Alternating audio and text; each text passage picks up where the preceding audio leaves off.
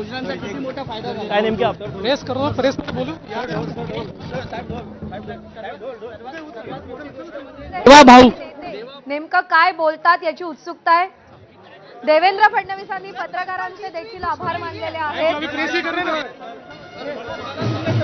हे तीनही नेते एकत्रितरित्या अगदी थोड्याच वेळात पत्रकार परिषद घेताना आपल्याला दिसणार आहेत. आणि सध्या आपण दृश्य पाहतोय एकनाथ शिंदे, देवेंद्र फडणवीस आणि अजित पवार हे पत्रकार परिषदेसाठी निघालेले आहेत.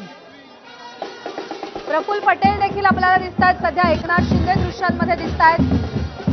त्यामुळे अर्थातच आता वेग आलेला आहे सत्ता स्थापनेच्या घडामोडींना.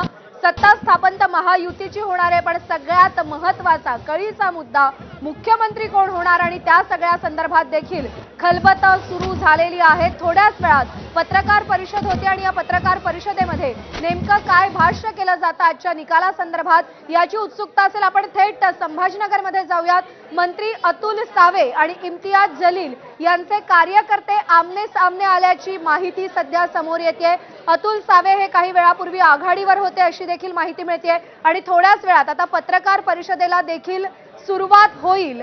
अजित पवार हे पोहोचलेले आहेत. देवेंद्र फडणवीस हे देखील थोड्याच वेळात पोहोचतील आणि मुख्यमंत्री देखील पोहोचतील. त्यामुळे या पत्रकार परिषदेकडे लक्ष असेल. पत्रकार परिषदेच्या माध्यमातून आजच्या निकालावर नेमकं काय भाष्य केलं जातं, नेमकं काय वक्तव्य केलं जातं. थोड्याच वेळापूर्वी देवेंद्र फडणवीसांनी प्रतिक्रिया दिली.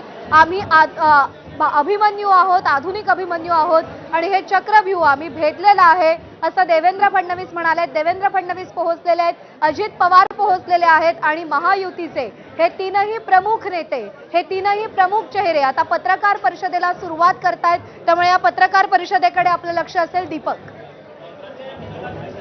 असणार आहे, थोड्याच वेळात होणार आहे आणि आता सगळ्यात जो महत्त्वाचा मुद्दा आहे तो म्हणजे मुख्यमंत्री नेमका कोण होणार याकडे. आणि याबद्दलच संजय राऊतांनी एक खोचक ट्विट केलं होतं. आपण त्यावर ज्योती वाघमारेंची प्रतिक्रिया घेऊयात. त्यांनी ट्विट केलेलं होतं की गरज सरो आणि वैद्य मरो असं ट्विट त्यांनी अप्रत्यक्षपणे एकनाथ शिंदेंना केलं होतं. संजय राऊतांनी खरं तर निकालाच्या दिवशी उभा सेनेचाच निकाल लावलेला आहे. सकाळची सुद्धा मी त्यांची प्रतिक्रिया बघितली की असं होऊच शकत नाही, आम्हाला इतक्या कमी जागा कशा देता येत वगैरे. ते बिचारे शॉकमध्ये आहेत. आणि शिवसेना भारतीय जनता पक्षाची युती ही नैसर्गिक युती आहे, ती विचारांच्या वरती झालेली युती आहे. त्यामुळे त्यांनी आमची काळजी करू नये. आपल्या किती हाताच्या बोटावर मोजण्या एवढ्या जागा निवडून आल्यात, त्यांचे शिव्या शाप आणि त्यांचं ते सगळं ते महाराष्ट्राच्या जनतेला नाही आवडलं. त्यामुळे त्यांनी त्यांच्या पक्षाची चिंता करावी. आयसीयू मध्ये आपण दृश्य पाहतोय, एकमेकांना पेढे भरवले जात आहेत, तोंड गोड केलं जात आहे. अर्थात महायुतीसाठी अत्यंत महत्वाचा असा हा क्षण, कारण लोकसभेमध्ये खूप मोठा पराभव किंवा समाधानकारक जागा लोकसभेमध्ये महायुतीला मिळू शकलेल्या नव्हत्या आणि त्यानंतर अवघ्या 4 महिन्यात जनमत बदलून जनमत आपल्या बाजूने करून महायुतीनं अभूतपूर्व यश कधी नव्हे ते महाराष्ट्रामध्ये असं चित्र पाहायला मिळतंय की 228 जागांवर महायुतीला यश मिळालेलं आहे आणि त्यामुळे याचा आनंद साजरा करताना महायुतीचे तीनही नेते आपल्याला दिसतायत. एकमेकांचं तोंड गोड करताना दिसतायत, पेढे भरवताना दिसतायत, विक्ट्रीची साईन दाखवताना दिसतायत. अत्यंत 4 महिने या तीनही नेत्यांनी महाराष्ट्र अक्षरशः पिंजून काढला होता. लाडकी बहीण योजनेच्या निमित्तानं असेल किंवा प्रचार सभांच्या धडाक्याच्या निमित्तानं असेल,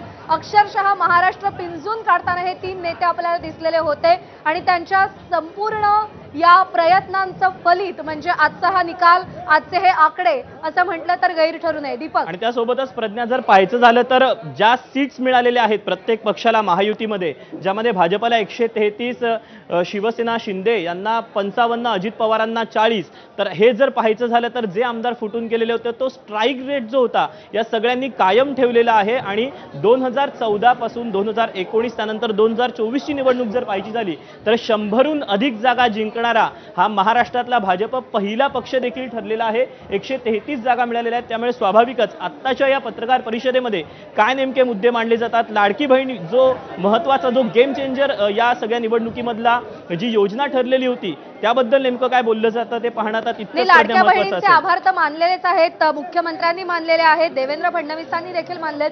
जो मुद्दा तू उपस्थित केलात की 133चा आकडा भाजपकडे आपल्याला दिसतोय. 2014चा विचार केला तर 122 जागा होत्या भाजपकडे, 2019 मध्ये 105 आणि आपलाच विक्रम मोडीत काढत 133 जागांवर भाजप सध्या आपल्याला